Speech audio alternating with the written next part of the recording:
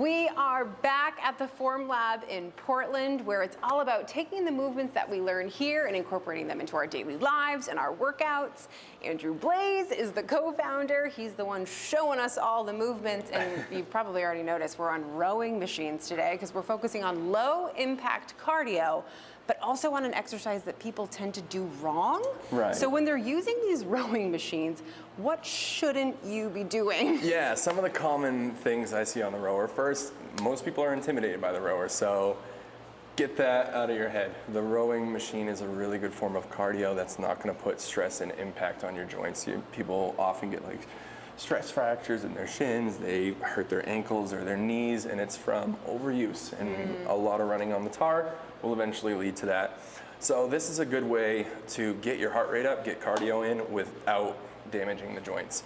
A couple of the common things I see wrong. I see a lot of people slouched, so their hips are forward, they're already starting with a slight round, and then when they come in, they're releasing the legs, they're having to go up and over, and then they tend to reach forward. Ooh. This is not the best position to be in, especially if you're about to pull some resistance.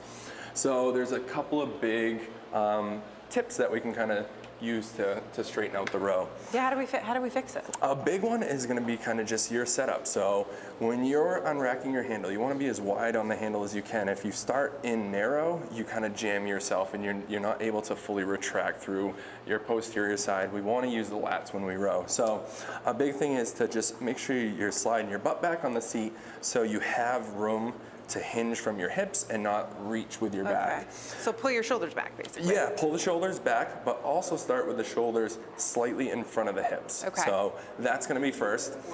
The order of your row is important. So we're focusing on making sure that the drive comes from our legs. We're still gonna be using our hamstrings and glutes throughout this movement to create our power on our drive. So the very first thing you're gonna do when you row is you're gonna drive straight back with the legs.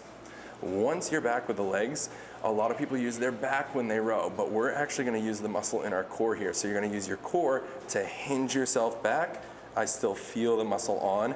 And then the final step of your row is going to be your retraction. So don't lead with your arms, lead with your back. Feel the lats getting tight, and that's the engagement that you're trying to feel. We're working the posterior chain on our row, so you want to make sure you're feeling those lats.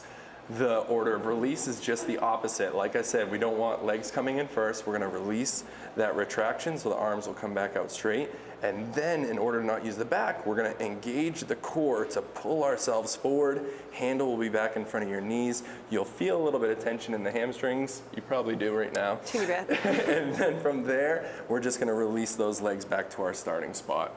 So the order of release, or the order of your drive is gonna be legs, hinge with your core, retract with your back, then we're releasing that retraction, hinging back forward, and bringing those legs in. And then after you kind of get those steps down, then it's all about just blending it together and trying to make it one smooth, fluid motion with that leg drive, that hinge, that retraction, and then the opposite order on the release. That feels easy right now, but I can promise you that rowing can be intense, and it's all about your drive off your foot plates. So once you're confident, and once viewers at home are confident in that order of the row, then it's just about bringing some power to your drive. So if I'm gonna start with a nice, easy, smooth row, and then I wanna pick it up, I'm gonna focus on pushing harder away from the foot plates there. Push harder off of those foot plates. That's how you're gonna get your heart rate up. That's how you're gonna get through your distances quicker, and that's how you're gonna make rowing efficient and super effective. I gotta say, even just doing it slowly feels like a pretty tough workout in itself. And it's a very good opportunity to get your heart rate up pretty quickly. If you row hard for 20, 30 seconds, you're gonna be pretty winded, whereas it might take you a couple minutes to get to that higher heart rate, that breathy feeling if you're outside on a run. Yeah. So don't be intimidated by the rower. It's a very, very good form of cardio, and it's also super low impact, so anyone can do it once they do it right. All right, well, if you're watching, go ahead and try it. It's pretty fun. Thanks so much for doing this with us again. You're very welcome. Stay with us. 207 is back right after this.